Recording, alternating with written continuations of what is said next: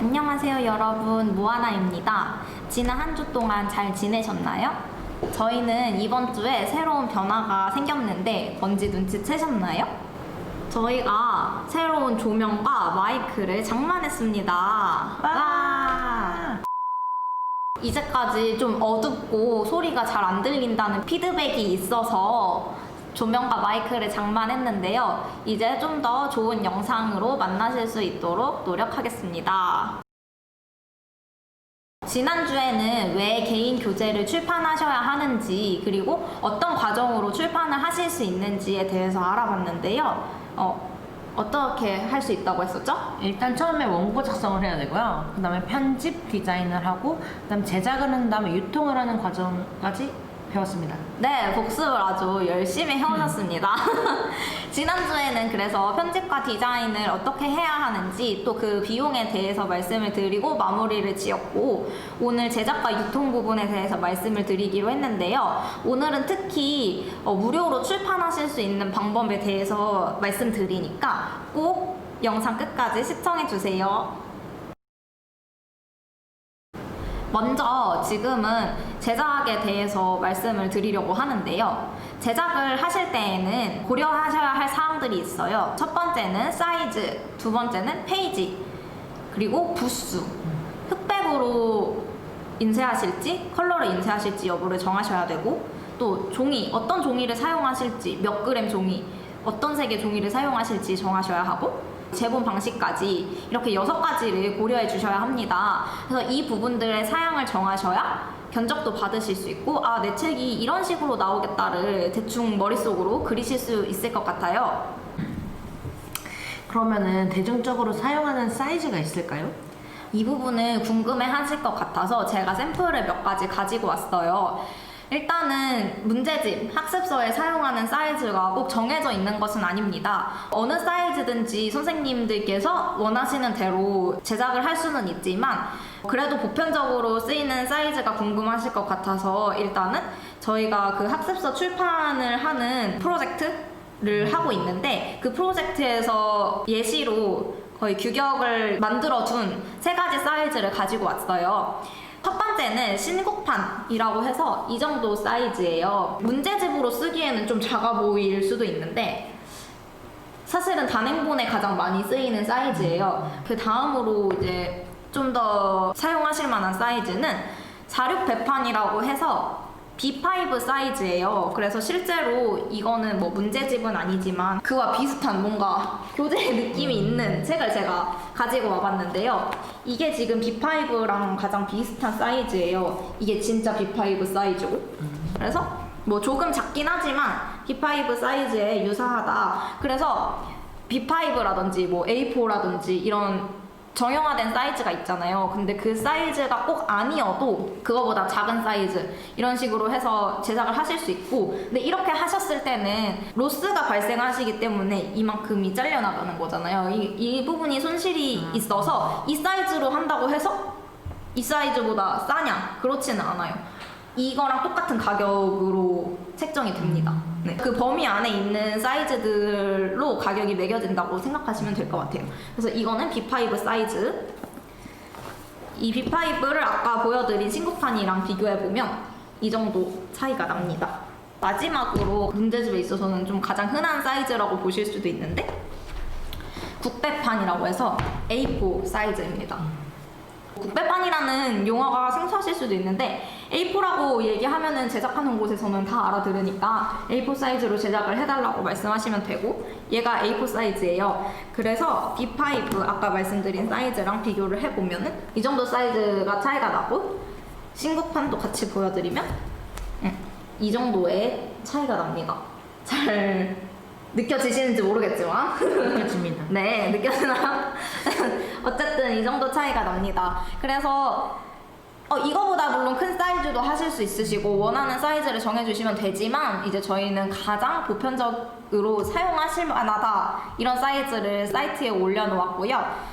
이 사이즈가 아니어도 물론 하실 수 있습니다. 이제 사이즈 얘기를 끝냈으니까 이제 부스에 대해서 한번 알아볼까요? 부수는 500불을 기준으로 나눠볼 수 있을 것 같아요. 500부 이상은 대량으로, 500부 미만은 소량이라고 생각을 해주시면 편할 것 같은데요. 일단 400부, 300부가 사실 적은 양은 아니지만 인쇄를 하는 데에 있어서 500부를 기준으로 인쇄 방식이 달라질 수 있기 때문에 500부를 기준으로 두는 것인데요. 500부 이상을 제작하게 되신다면 모두 아시는 방법인 옵셋 인쇄 방식으로 인쇄를 하셔도 단가를 맞추실 수가 있어요. 하지만 500부보다 적은 부수를 하시면 옵셋 인쇄를 하시게 되는 경우에 단가가 너무 비싸진다는 단점이 있습니다. 왜 그러냐면 옵셋을 간단하게 말씀드리면 옵셋 인쇄는 판을 떠서 판에 찍어내는 방식으로 인쇄를 하는 건데요. 판은 300부를 찍으나 500부를 찍으나 동일하게 하나의 판이 필요한 거기 때문에 부수가 많아질수록 그 판의 비용이 분산되니까 당연히 단가가 떨어지겠죠. 옵셋은 일반 디지털 인쇄보다 퀄리티가 더 좋아요. 하지만 적은 부수일 때 단가가 비싸진다는 단점이 있죠. 그래서 500부 미만의 경우에는 디지털 인쇄를 하셔야 하는데, 디지털 인쇄라고 해서 너무 퀄리티가 낮은 것이 아니라 옵셋에 비해서는 조금 떨어질 수 있다는 점을 말씀드리고 싶고, 디지털 인쇄로도 교재를 출판하시거나 일반 단행본을 출판하시거나 또 사진집 같은 경우도 디지털 인쇄로 출력을 하시는 분들이 있기 때문에 디지털 인쇄도 나쁜 선택지가 아니라는 걸 꼭 말씀드리고 싶습니다. 그럼 흑백 인쇄랑 컬러 인쇄랑 가격 차이가 많이 나나요?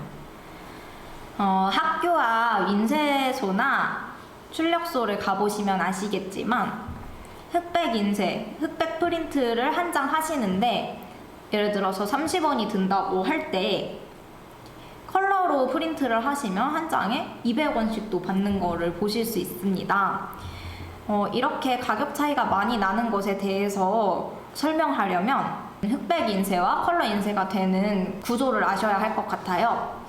먼저 흑백 인쇄에 대해서 말씀드리면 흑백 인쇄는 1도라고 해요. 한 가지 색상을 사용해서 한 번 인쇄했다. 이런 뜻으로 생각하시면 되는데, 그러면 2도 인쇄는 어떤 걸까요? 2번 인쇄했어요. 2가지 색으로. 맞습니다. 2가지 색상을 사용하고 2번 인쇄를 하는 것을 2도라고 하는데요. 그러면 2도 인쇄를 한 페이지를 한번 보여드릴게요. 검은색으로 되어 있는 본문 부분이 있고 그 오른쪽에 갈색으로 되어 있는 라인이 있는데, 이 2가지가 지금 같은 색상 같나요? 아니요. 다른 색상 같지만 사실은 얘네 둘이 같은 색상입니다. 그래서 이 색의 농도를 조절해서 이 색을 만드는 거라서 이 2가지 색을 같은 색으로 보는 거고, 이렇게 돼 있으면 지금 사실 검은색, 짙은 갈색, 옅은 갈색 해서 3가지 색상이 쓰인 것 같지만 사실은 2가지 색상이 쓰인 2도 인쇄라고 볼 수 있습니다. 이런 식으로 몇 도 인쇄 이렇게 하는 거는 몇 가지 색상을 사용했다 이렇게 보실 수 있는데요. 그렇다고 3도 인쇄를 하냐? 그렇지는 않고 저희가 가장 많이 생각하시는, 말씀하시는 컬러 인쇄는 4도예요. 4가지 색깔밖에 안 쓰는데 컬러라고 할 수 있나? 이게 궁금하시잖아요. 네. 컬러 인쇄는 4가지 색상을 사용을 하지만 이 4가지 색상만 따로따로 사용하는 게 아니고 이것들이 합쳐져서 하나의 색상을 만들어내는 것입니다. 예를 들어서 여기 이 하늘색을 만들기 위해서 4가지 색상을 조금씩 조합을 해가지고 만드는 거죠. 그래서 요즘에 유튜브에 뭐 영상들이 많으니까 손으로 프린트하는 것들이 있잖아요. 리소 인쇄 이런 것들 영상을 한번 보시면 처음에 뭐 빨간색을 먼저 한번 칠하고 그 다음 판에 또 노란색을 칠하고 그 다음 판에 파란색을 칠하고 그 다음 판에 검은색을 칠하고 이런 식으로 해서 4번을 칠해서 원하는 색상을 만들어내는 것입니다. 네, 그래서 이렇게 하면은 당연히 일을 몇 번 하죠? 4번이요. 그렇죠. 컬러를 한번 만들려면 일을 4번을 해야 하는 거예요. 그래서 흑백은 아까 한 번만 한다고 했었잖아요. 흑백은 한 번 찍으면 되는데 컬러를 만들려면 4번이나 왔다 갔다 해야 하기 때문에 그만큼 비용이 더 비싼 거죠. 일도 4번 하지만 잉크도 4배. 4배로 들기 때문입니다. 옵셋 인쇄는 아까 말씀드린 것처럼 판 위에 찍는 거기 때문에 이렇게 컬러를 찍으려면 무조건 4번을 찍어줘야 합니다. 하지만 디지털 인쇄, 그 중에서도 저희가 지난번에 말씀드렸던 큰 롤지를 사용하는 FX1400이라는 디지털 윤전 기계는 컬러와 흑백 가격 차이가 적습니다. 이것이 바로 디지털 윤전 기계의 매력이라고 할 수 있겠죠. 요즘에는 사실 흑백으로 된 교재보다 컬러로 된 교재들이 훨씬 많이 나온다고 해요. 특히 그 중에서도 사회과학처럼 이미지를 많이 사용하셔야 하는 과목들은 더 컬러로 인쇄를 많이 하시는 추세입니다. 특히 제가 얼마 전에 트위터에서 어떤 글을 본 적이 있는데 그 글에서는 만화책에 대한 이야기였어요. 근데 흑백 만화책이 예전에는 되게 흔했잖아요. 근데 그 흑백 만화책을 이제 올려두고서 요즘 누가 이렇게 흑백 만화를 보냐, 컬러도 없는 거를 어떻게 볼 수가 있냐, 이런 글을 썼더라고요. 너무 당연하게. 이렇게 요즘 세대 친구들, 이제 지금 자라나고 있는 학생들에게는 컬러가 정말 선택이 아닌 필수가 된 것 같습니다. 그래서 가격 차이가 많이 나지 않는 FX1400으로 인쇄를 하시는 것을 추천드립니다.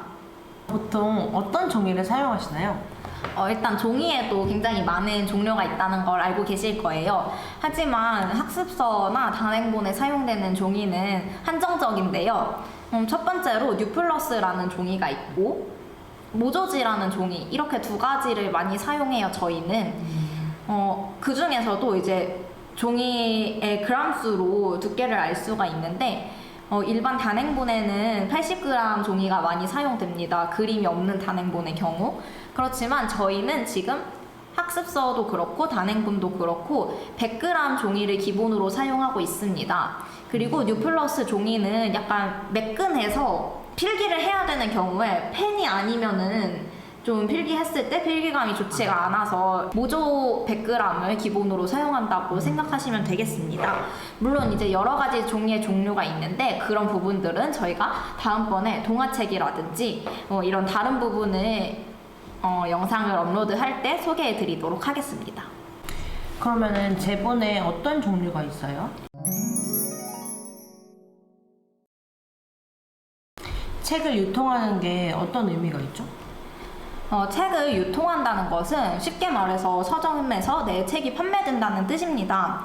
지난번 영상에서 우리가 책을 출판하는 것과 제작하는 것의 차이에 대해서 이야기했었는데요.